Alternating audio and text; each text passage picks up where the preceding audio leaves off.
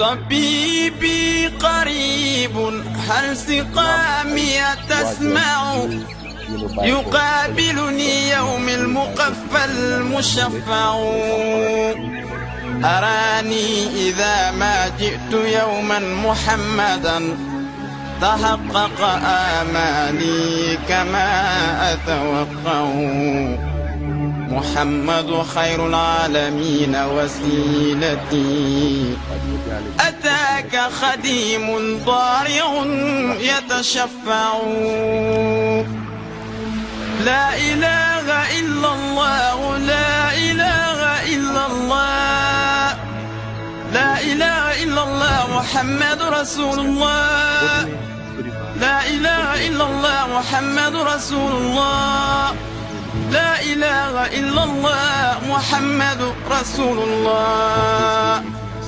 أتيت بسنوي ثم أهلي وإلدتي ذراعا وحول الهاشمي نتجمع وخلفي جموع ينتمون لحزبكم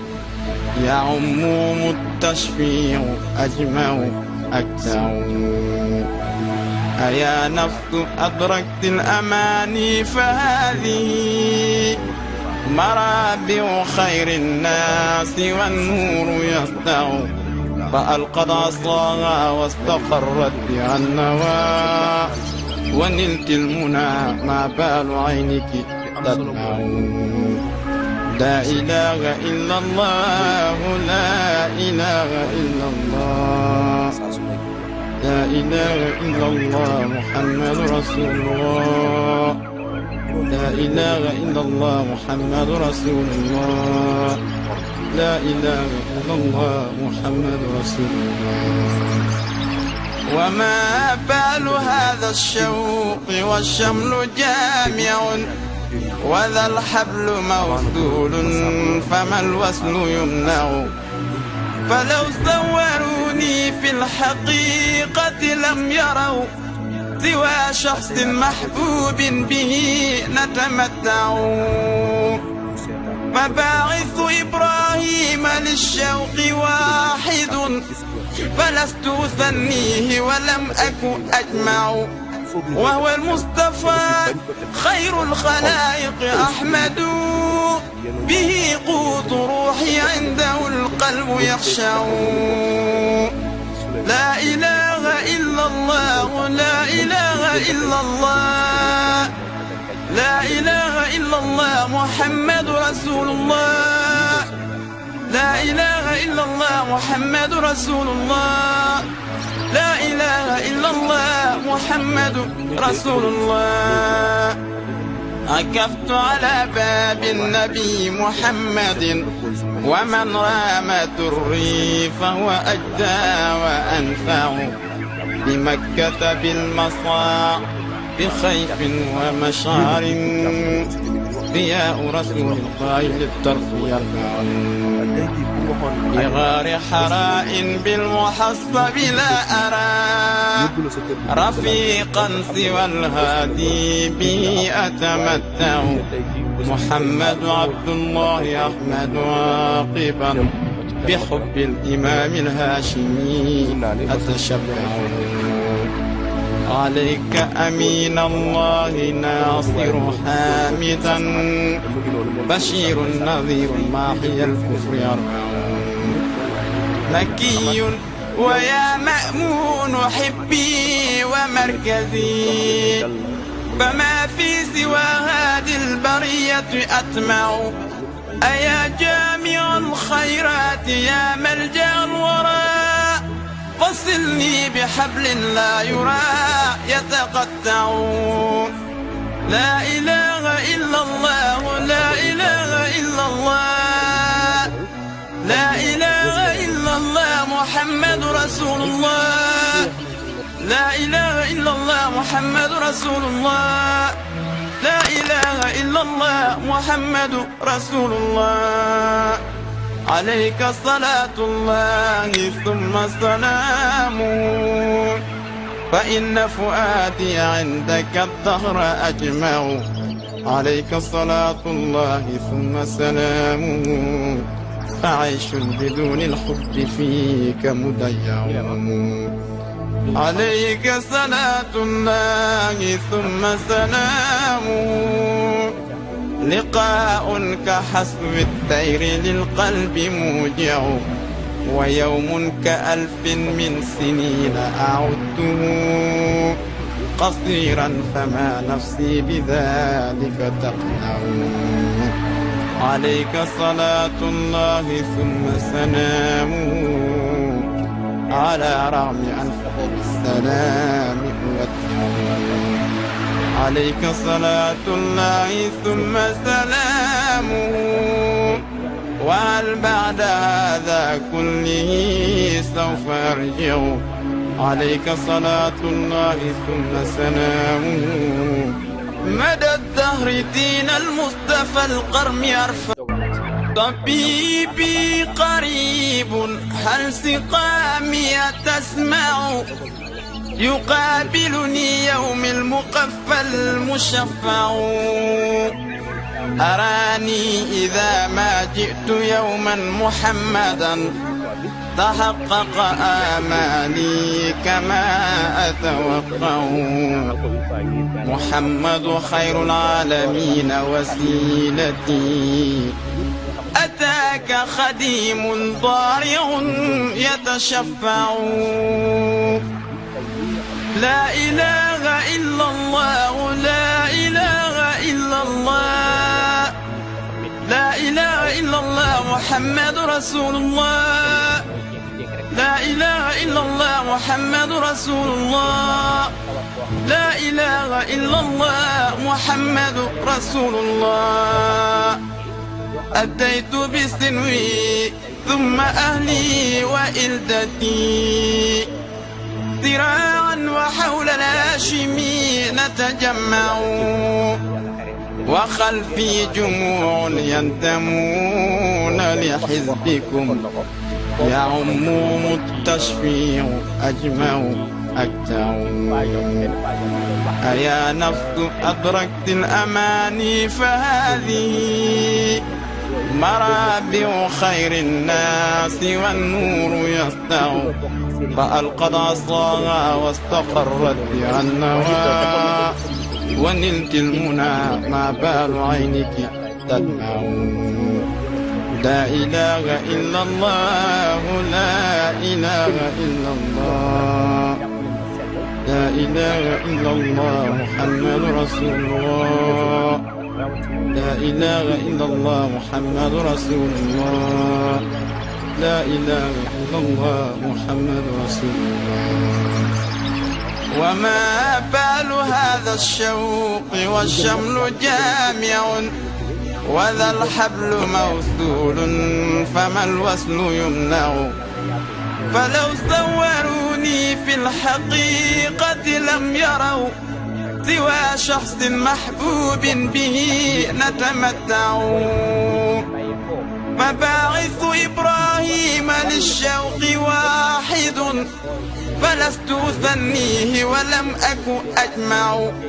وهو المصطفى خير الخلائق أحمد به قوت روحي عنده القلب يخشع لا إله إلا الله لا إله إلا الله لا إله إلا الله محمد رسول الله لا إله إلا الله محمد رسول الله لا إله إلا الله محمد رسول الله عكفت على باب النبي محمد ومن رام دري فهو أجدى وأنفع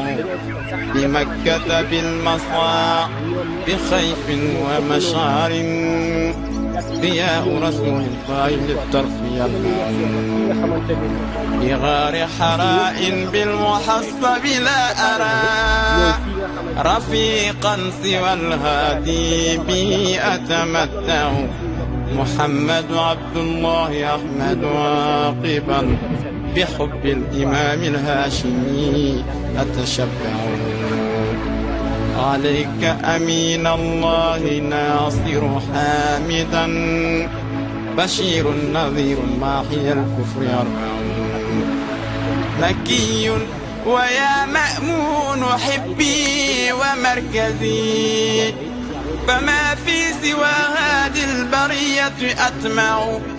أيا جامع الخيرات يا ملجأ الورى فصلني بحبل لا يرى يتقطع لا إله إلا الله لا إله إلا الله لا إله إلا الله محمد رسول الله لا إله إلا الله محمد رسول الله لا إله إلا الله محمد رسول الله عليك صلاة الله ثم سلامه فإن فؤادي عندك الدهر أجمع عليك صلاة الله ثم سلامه فعيش بدون الحب فيك مضيع عليك صلاة الله ثم سلامه لقاء كحسب الطير للقلب موجع ويوم كألف من سنين أعده قصيرا فما نفسي بذلك تقنع عليك صلاة الله ثم سلامه على رغم أنف السلام عليك صلاة الله ثم سلامه وهل بعد هذا كله سوف أرجع عليك صلاة الله ثم سلامه مدى الدهر دين المصطفى القرم يرفع طبيبي قريب هل سقامي تسمع يقابلني يوم المقفى المشفع أراني إذا ما جئت يوما محمدا تحقق آمالي. bàyyi xel suñuy différentes plateformes ñu ngi fii ci li nga xam ne mooy hôpital CTO particulièrement ci morgue bi di li nga xam ne mooy hôpital Idrissa Pouye ku ñu tooga nii nag c'est un doyen c'est un frère muy Didier Bouba ñu gën kaa xam ci milieu bi nga xam ne def na ci liggéey bu am solo moom aussi mu fekkee levée du corps bi nga xam ne mooy suñu sœur di Halima Gadj ñu koy ñaanal yàlla yërëm ko ndax li day baax saa su nekk nit su génnee àdduna nit ñi def témoignage ma bàyyi ko rek mu nuyoo. salaamaaleykum maa ngi leen di nuyu ñëpp di leen ziar bu wér di delluwaat di wax inna lillahi wa inna ilayhi rajiun di jaal sénégalais yëpp sunu rakk ji nga xam ne tey moo fi jóge di Halima Gadj yaakaar naa ni ñu bëri peut-être Bouba animateur bi la ñu xam mais également joué naa ci ay série ak Marodi collaboré woon naa ak ñoom ci production yu bëri ci mel ni dernière saison Pod et Marichou Arémer Thiaba ak yeneen yoo xam ne jot nañ ci liggéey mag waa Marodi ba ci Impact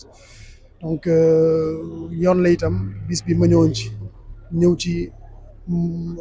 Halima li mu nekk sunu rek sunu xarit waaye itam Kader Gadj delluwaat di ko jaal ndax tey Sénégal dafa ñàkk waaye Sénégal rek ñàkkul tey boo demee Côte d'Ivoire également même ressenti bi la nit ñi am même métit bi la nit ñi am adduna bi même en France un peu partout on parle de Halima Gadj dëgg la ay atam néew na bi mu fiy jógee waaye carrière am dafa nekk carrière bu éternel waaw yaakaar naa ni woy bi dootul fay ci liggéey bu rafet ci talent ci xam boppam ci am ambition donc voilà ñun yaakaar naa ni ñaan rek nañ ko mën a defal et surtout delluwaat di gën a rafetlu liggéeyam parce que nag cinéma sénégalais ñàkk na. grand naka la ngeen doon dundee teg sa digganteeg Halima ndax gis nañ ne ñëpp seede bi ñu seede mooy nit ku baax la. waaw mais mooy li ma wax léegi mooy respect ku ma gis jox na la cër c'est vrai que succès bi mu amoon yëgul ci bopp bi Halima bi nga xam moom nga xam ba tey moom nga xam hors plateau moom nga xam ci biir liggéey bi mu nekk ku authentique ku naturel ci doxalinam mais surtout li may wax rek jox cër doomu aadama c'était important te loolu yaakaar naa ni ñi fi ñëw ñëpp mën nañ ko seedeel ñi ko jegee ñu amul loolu relation ak moom mais xam ko ci milieu bi ku ci ne mën nga ko seedeel loolu donc loolu moom bëggoon naa ko insister et c'est important. siiw du jàmmi borom yéen ñi nga xam ne ay célébrité ngeen saa su nekk da ngeen di dégg lu nekk mais moom saa su nekk da doon jël combat boobu di ko mën a di wane ne nit dañ ko war a bàyyi mu dem ak sagam ñu bàyyi li ñuy def tey jii moom dem na ban message ngay lancé ñi nga xam ne saa su nekk rek dañuy attaqué ay nit te duñ xam nan la. mais xam nga peut-être sax bu ñu taxawee ci jotaay yu ni mel sax peut-être yu bëri sax doo ko bëgg a yëkkati mais peut-être moom waxoon na ko laata suñu borom di ko jël ci wàllu santé mentale. Pape Cheikh Diallo sama frère mu ngi ciy wax lu am solo xam nga ñi lay taf tey di la statut ñoo la doon xas démb pour ñu ci bëri du ñëpp nag am na ñoo xam ne très sincèrement yàgg nañu jàppale Alima Gadji ci liggéey bi yàgg nañ ko encourager n'est-ce pas am na ñoo xam ne xamuñu ko sax waaye yàgg nañ ko ñaanal muy mag muy ndaw mais am na ci ñoo xam ne tey peut-être bu tolloo niveau bii seen loxo du ci génn parce que nit xamoo ko xamoo nu mu juddoo xamoo ko yar nga xëy taf ko amul loo ko dul wax di ko saaga mais loolu ñu bëri mënuñu ko résister peut-être mentalement man fa mën a toll bët mën na ko bañ toll yow mën nga ko bañ a toll keneen ak keneen donc c'est bien ñuy wax lu rafet mais nit ki nañu bàyyi nit ñi seen jàmm. critique kenn bañu ko mais nit ki boo koy critiquer def ko de manière positive wax rek sa aqulay taala mais am tendance su bëgg di yàq nit di détruire nit di nga yóbbu nit foo xam ne ci wàllu feebar ci xel yow bokk nga ci da nga ci cotiser donc encore une fois waxuñu bu kenn critiquer kenn wax na ko bi muy arrêté pour un choix personnel et cetera choix am la ñu war ko respecter man sama choix wu keneen nag ñëpp respecter ñëpp na mun ñu ànd d'accord mais saaga moom ak sos man d'accord ma ci dama gëm ni ñu ci bëri itam ñi seetaan ñi déglu d'accord ci donc encore une fois nañu joxante cër nañu respectante réseau yi pour defar la du pour yàq te tey ñu bëri tey ñi ngi ragal daw micro yi ndax lan da ngay dagg taf nga li ma la wax collé wax loo xam ne Bouba waxul li mu wax nga jël mais dañ ne saaga wax lu la neex moo tax tey ñu bëri sax bëgg na ñu ngi ci biir bëgg nañu wax dañu xaw a ragal. d'accord Bouba bu ñu demee ba tey bari na góor yu dund mais deenal. dañuy dox ni mais deenal parce que psychologiquement nekkatuñu kii lu leen tuumaal taf leen te après du am benn mu jeexantal te ki lay taf tey saagal ëllëg boo dee mooy njëkk a def rip di def ay ñaan nit ñi nan lañ war a maanaam doo comprendre sénégalais yi. man dama koy sama soxna moo tax man moo ma ko yëgal ci réseau yi la ko gisee ma vérifié gis Sanex maa ngi koy nuyu sama grand def ko statut ci laa xam ne dëgg la mais li nga wax léegi nii la ñi lay taf du ñëpp nag am na sénégalais yu jàmbaare ñoo xam ne loo ne ñu nekk lu baax rek lu xam mais am na ñoo xam ne dafa mel dañoo am mission mooy naa ko gaañ am na succès naa ko blessé naa ko wàccee te rek ma gaañ ko moom tey moom succès bi non la may succès la may lumière mais ku mu neex ñëwal nga jël mais suñu borom mooy namm tey Alima Gadji li ko suñu borom defal suñu borom moo ko namm def ko ci moom kenn mënu ko dindi suñu borom la da nga ko koy nangul ñaanal ko bi mu ci maaree lu mu def gàddaay xam nga bu la neexee nit mën a taxaw fi di la saaga peut-être que tu es résistant peut-être que mentalement mën nga taxaw mais benn Bouba benn soxna si taxaw peut-être mënuñu ko parce que tey sa mbokk bu la xoolee ne la gis nga lu ñu la waxal en tout cas man par exemple bëgguma ku may rapporter ay saaga ku ma saaga man moom bëgguma ko kenn yónnee. absolument wala kaw wala saaga. parce que yow mi ma yónnee saaga wala xas wala dara yaa ko tax ba nit ñi des fois dañuy gën a tëju dañuy peut-être am tour nëbb seen jabar nëbb seen i doom nëbb seen jaboot parce que c'est pour les protéger te ku ci nëbb sa soxna nëbb sa doom pour sàmm ko la aar ko la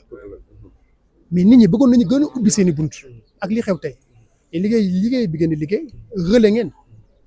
te koo woo mën la interview mënoo ko de saa yii wóoru ci trace yi ci titrage yi ak yooyu wala yi def croix or que yow léeg-léeg nga gis sax ñu def ci trace boo xam ne heure que la ne ca biir ak li koy wax c'est différent tey fan la nit ñi jëm ak yan message nga ci wax tam waxaale ko ñun suñu mbokk presse nga xam tam ñu ngi liggéey ci presse parce que bari na lu defaru ñoo ko defar mais bari na lu yàq aussi ñun ñoo ko yàq encore une fois foofu rek laa bëggoon te ñu gën a respectante nanu bëggante et puis nañu jël habitude di jëlante ay nouvelles pour su ma la géejee dégg ñu nemmeekonte te nag mu sincère pas nemmeekonte pour jéem a am looy lijjanti parce que ni ma ko waxee léegi sama gars yi ci biir ñu ci bëri souvent ñooy bokk plateau de tournage suuf mais bëgguñu di gisante ci conditions yi ci biir rek loolu la ñu waxtaanee léegi nii ne ñun bu ñu gisante ñun ñëpp ñu ci bëri peut-être lii mooy tax ñuy gisee waaw moment yi nga xam ne peut-être lu tiis la ci ñun lu tiis la moo tax ñuy gisante mais encore une fois gannaaw ma ñaanalaatee suñu rakk ji suñu xarit bi di Alima Gadji suñu borom xarit ko àjjana mu mate ne ndawam aljana nañu rafetal suñu diggante nañu am habitude di waxante kàddu yu baax ndax lépp yiwu kese lay doon salaamaaleykum wa rahmatulah. en tout cas icon nga te doo wax bu lu ñaaw ñu ngi lay remercier te kenn ku ne war a jàll ci yow. jërëjëf. waaw maa ngi leen a fay. tey ñu fekk la fii ci hôpital Idrissa Pouye ci morgue bi. waaw ci décès bi nga xam ne yëg nañ ko naka mardi. waaw ki nga xamante ne mooy suñu jigéen di Halima Gadji. tey nga ñëw fii levée du corps bi 11h la ñu waxoon waaye ñu gis ni ba léegi